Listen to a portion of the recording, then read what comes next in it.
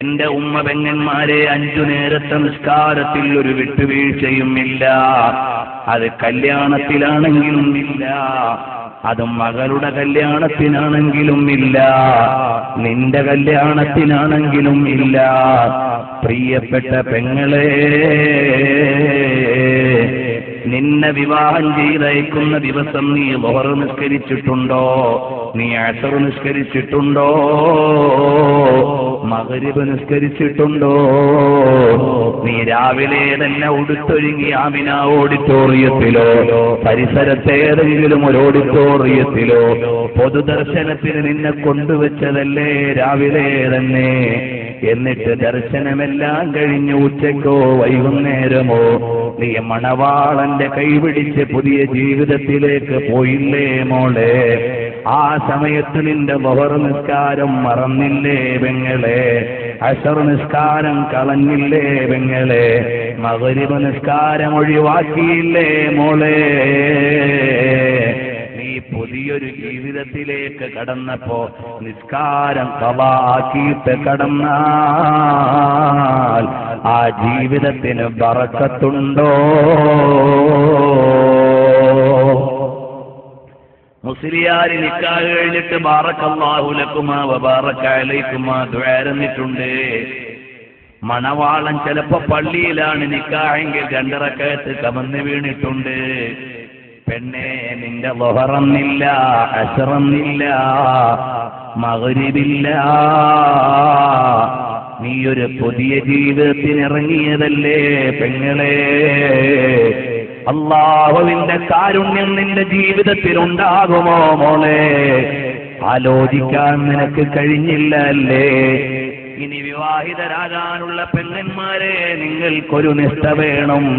വിവാഹത്തിന്റെ അന്നാണെങ്കിൽ പോലും നീ നിസ്കരിക്കേണ്ടവളാണെങ്കിൽ ഒരു വഖത്ത് നിസ്കാരമോ ഖളാക്കാൻ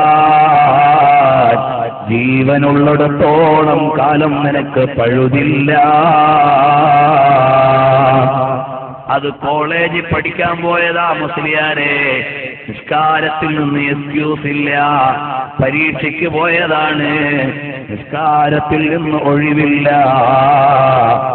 ഇന്ന് വലിയ വലിയ സ്റ്റാൻഡേർഡ് സ്കൂളുകളിൽ കൊല്ലം ടൗണിലും തിരുവനന്തപുരത്തുമൊക്കെ പഠിക്കുന്ന നമ്മുടെ മക്കളില്ലേ, അവര് നിസ്കാരം ഖളാക്കുന്നില്ലേ? വാപ്പമാരെ, നിങ്ങൾ കുറ്റവാളികളാണ്. നിങ്ങൾ കൊഴിഞ്ഞു മാറാൻ പറ്റൂല. നിങ്ങളുടെ മകന് ളുഹർ നിസ്കാരമില്ല, അസ്ർ നിസ്കാരമില്ല, വെള്ളിയാഴ്ച ജുമുഅ പോലും ഇല്ലാത്ത വിദ്യാലയത്തിൽ വിട്ടിട്ട് എന്റെ മോൻ വലിയ ആളാകാൻ കാത്തിരിക്കുന്ന വാപ്പാ, നിങ്ങളെ പടച്ചവന്റെ കോടതിയിൽ പ്രതിക്കൂട്ടിലാണ്. എന്നെ ഇഷ്ടപ്പെട്ടാലും ഇല്ലെങ്കിലും, അഥവാ ഈ പ്രമേയത്തെ നിങ്ങൾ താല്പര്യപ്പെട്ടാലും ഇല്ലെങ്കിലും, വസ്തുത ഇങ്ങനെയാണ്, യാഥാർത്ഥ്യം ഇങ്ങനെയാണ്. അല്ലാഹുവിന്റെ ഹബീബ് ബശീറൻ വനദീറാ വദാഇയൻ ഇലല്ലാഹി ബിഇذനിഹി വസിറാജൻ മുനീറാ. അല്ലാഹുവിന്റെ ഹബീബ് താക്കീതാണ്, സുവിശേഷമാണ്. അപകടമുണ്ട്, പെടല്ലേ എന്ന് പറയുന്ന നേതാവ്. സദ്യയുണ്ട്, നഷ്ടപ്പെടല്ലേ എന്ന് ഓർമ്മപ്പെടുത്തുന്ന നേതാവ്. അതാണ് ബഷീറും നദീറും എന്ന് പറഞ്ഞാൽ. ആ നേതാവിന്റെ സ്തുതിപാഠങ്ങൾ പറയുന്ന പ്രകീർത്തന വേദിയിൽ നിന്ന് നിസ്കാരം നിത്യമായും പരിപാലിക്കാത്ത ആരെങ്കിലും എന്റെ ഈ സദസ്സ് ശ്രദ്ധിക്കുന്നുണ്ടെങ്കിൽ, വിശ്വാസികളെ ഹൃദയത്തിന്റെ അടിത്തട്ടിൽ നിന്ന് പറയട്ടെ, അല്ലാഹുവിന്റെ ഹബീബ് അവിടുത്തെ സമ്മതം വേണോ, പ്രിയം വേണോ? നിസ്കാരം ഒഴിവാക്കല്ലേ. നിസ്കാരം ഒഴിവാക്കൽ ഒരു ഭയമില്ലാത്ത കാലമായി മാറി. ചെറിയ ചെറിയ കാരണങ്ങളാൽ നിസ്കാരത്തിൽ നിന്ന് അശ്രദ്ധരായി പോകുന്നവർ അല്ലാഹു നമ്മളെ കാത്തുരക്ഷിക്കുമാറാകട്ടെ.